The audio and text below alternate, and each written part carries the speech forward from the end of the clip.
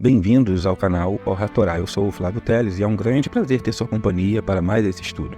Entre os textos antigos que mais despertam curiosidade e controvérsia tanto no cristianismo quanto no judaísmo está o enigmático livro de Enoque, conhecido na sua forma hebraica como Sefer Hano. A expressão Hano pode significar ensino, dado a imensidão de instruções espirituais que há nesta literatura. Com certeza, este livro está no topo da lista entre os mais polêmicos.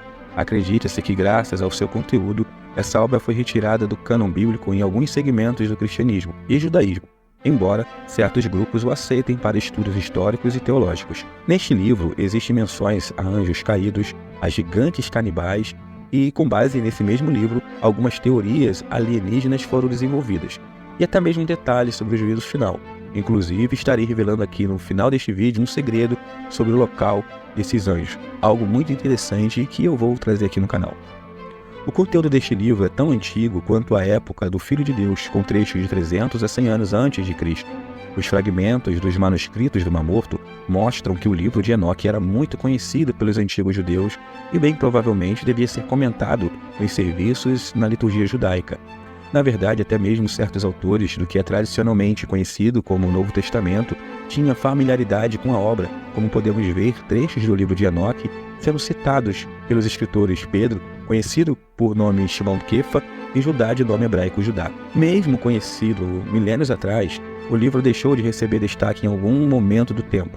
E olha que estamos falando de uma obra atribuída a uma das poucas pessoas que foram levadas por Deus para o céu sem ter passado pela experiência de morte, como evidencia o próprio Novo Testamento na carta aos Hebreus. Obviamente, existem algumas razões bem interessantes do porquê o livro de Enoque ter sido retirado tanto do cânon judaico quanto do cânon cristão. Ainda neste vídeo, eu vou estar falando um pouquinho sobre isso. No livro de Gênesis, Enoque é mencionado como o 7º patriarca. Ele foi o pai da pessoa que mais viveu na história bíblica, o Matusalém, o que faz dele ninguém menos que o bisavô de Noé. Acredita-se que, assim como Elias, ele possivelmente foi arrebatado pelo Criador por conta de sua grande lealdade a Deus e sua observância da Torá. Aqui eu estou dando um spoiler muito interessante sobre Enoque. Enoque andou com Deus e já não foi encontrado, pois Deus o havia arrebatado. Gênesis capítulo 5, versículo 24. A Bíblia diz que ele foi com 365 anos e naquele momento havia deixado uma visão diferente do contexto que fez o grande dilúvio ser necessário aos olhos de Deus, pois a razão mais forte que levou à destruição daquela geração foi a mistura de semente, algo ligado à prostituição. Com 108 capítulos, o livro de Enoque é composto por 5 seções, com cada uma se relacionando com a outra de muitas maneiras, embora tenha conteúdos razoavelmente distintos, e isso fez com que os historiadores desenvolvessem a hipótese de que a obra passou por uma espécie de ajuste que basicamente pegou vários textos independentes e os transformou numa única obra. Essas são as 5 seções que completam o livro: o livro dos vigilantes, o livro das parábolas, o livro dos astros e o livro das visões dos sonhos e as epístolas de Enoque. Como o nome da primeira já diz, o início de tudo explica a história das vigilantes, que também são conhecidas como sentinelas. Eles foram 200 anjos que vieram à Terra depois de se apaixonarem pelas mulheres mortais apenas para consumar seus desejos carnais. Além de ensinarem a fabricar armas e artes proibidas, desde encantamentos a feitiços, os vigilantes se envolveram sexualmente com as humanas ao ponto de engravidá-las e gerarem as criaturas conhecidas como Nefilim. Acredito que boa parte dos inscritos aqui do canal já tenha ouvido falar deles. Os Nefilins eram tão grandes que, de acordo com o versículo 33 do capítulo 13 do livro de Números, conhecido na língua hebraica como Bamidbar, os humanos eram como gafanhotos ao lado dessas criaturas. No geral, eles foram descritos por muitos estudiosos como gigantes que não gostavam da humanidade e, como consequência, fizeram da vida das pessoas um verdadeiro inferno. Ao ponto de, se possível, ouvir os gritos de desespero direto do céu.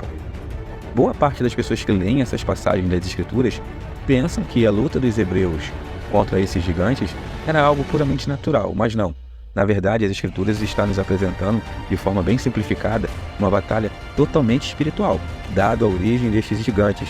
Especula-se que esses seres tinham habilidades sobrenaturais e que, inclusive, eles não tinham sombras.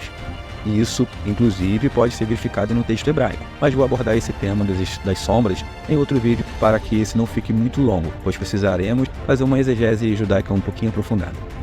Por serem exageradamente grandes, chegou o momento da história que a comida se tornou escassa e os nefilins começaram a se alimentar de qualquer ser vivo que cruzasse seus caminhos, inclusive humanos. O pior de tudo é que, quando não havia nenhuma dessas opções, eles partiam para o canibalismo, matando os seres da própria espécie para não morrerem de fome. Desagradado com este cenário caótico, Deus então mandou uma legião de anjos para derrotar e prender os vigilantes nos vales da terra por 70 gerações, como forma de puni-los por suas atitudes no mundo dos vivos. Enoque, por sua vez, intermediou o contato entre os anjos caídos e o Criador, fazendo viagens com outros seres celestiais e aprendendo os segredos divinos. Quando os 200 anjos chegaram à Terra, eles desceram na região do Monte Hermon, na fronteira entre o Líbano e a Síria. Foi lá que eles teriam se relacionado com as mulheres humanas, mas não foi naquela região que teriam sido banidos. De acordo com o estudioso Steve Ben-Nun, o livro de Enoque dá indícios de que o local em que os vigilantes foram presos é atualmente gelado e cheio de mistérios, a Antártica. Em uma passagem, há menção de que o patriarca viajou para o sul, onde o céu ardia dia e noite, onde tinha 7 montes de pedras preciosas. Um pouco depois, o anjo que o acompanhava explicou que aquele era o lugar do fim do céu e da terra. O estudioso acreditava que a ideia de queimar de dia e de noite tem tudo a ver com o verão do hemisfério sul, que é uma época do ano em que o sol aparece 24 horas por dia. É claro que boa parte das passagens bíblicas são feitas através de metáforas e de alegorias, mas como a própria história já mostrou, outros acontecimentos podem ter se desenrolado com todas as extravagâncias que foram escritos. Na época de Enoque, com a terra tomada pelo pecado, Deus não viu outra alternativa a não ser mandar o grande dilúvio para destruir a civilização e começar tudo a partir de Noé e sua família. Só que quando a arca foi construída e os animais embarcaram, Enoque já havia sido arrebatado pelo Criador. Já na próxima seção da obra, no chamado Livro das Parábolas, existem 3 sermões a respeito do livro de Apocalipse, além de passagens sobre o destino dos anjos e dos reis malignos do mundo. Só que há uma surpreendente citação a respeito da vinda do Messias, que mais gera interesse em estudiosos. O Livro das Parábolas usa a expressão Filho do Homem para falar sobre Yeshua HaMashiach, Jesus Cristo, sendo essa uma das primeiras vezes que o título foi empregado para se referir ao Filho de Deus. É por isso que existe a possibilidade do uso da expressão ter desempenhado um papel muito importante em sua compreensão para os primeiros discípulos. Em seguida, somos apresentados ao livro astronômico, a terceira seção da obra. Por falar das descobertas astronômicas que Enoque fez durante suas viagens celestiais, essa parte acaba revelando informações diferentes das seções anteriores. Depois de ser guiado pelo anjo Uriel, Enoque foi capaz de descrever os movimentos dos corpos celestes e ainda registrar um calendário solar, que futuramente foi visto no chamado Livro dos Jubileus, conhecido também como Sefer Yovelim. Já na 4ª seção, o Livro das Visões dos Sonhos, além de se conectar novamente com as primeiras histórias, o texto também conta muitos acontecimentos futuros da história de Israel, quase como um grande resumo. Enoque viu o dilúvio, a sobrevivência de Noé, a jornada de Moisés, a construção do Templo de Salomão, a Nova Jerusalém, a ressurreição dos justos e o próprio Messias. As visões de Enoque são impressionantes. O patriarca continua falando sobre o futuro na 5ª seção do livro, a Epístola de Enoque. É dito que no final dos tempos, que um novo céu aparecerá e que a bondade e a justiça prevalecerão para sempre.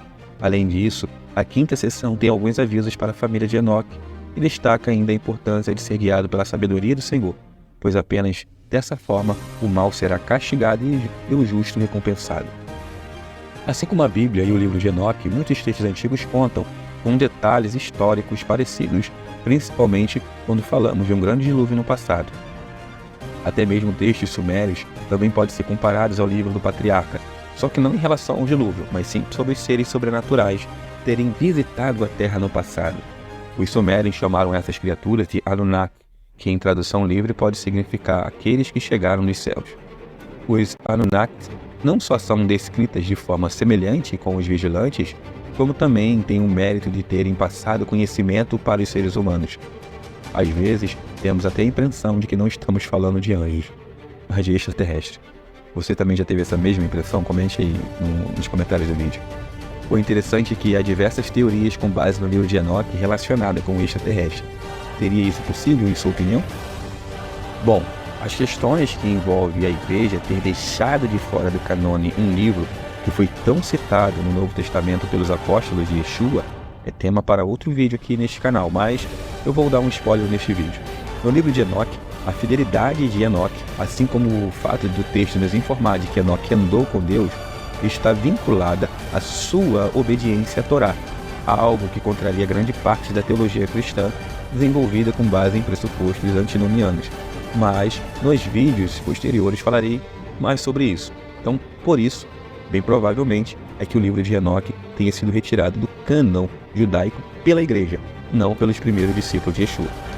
Eu quero agradecer a todos vocês por terem ficado aqui comigo até o final desta programação e eu vou aguardar vocês aqui neste mesmo lugar no canal Or HaTorá para mais um estudo bíblico.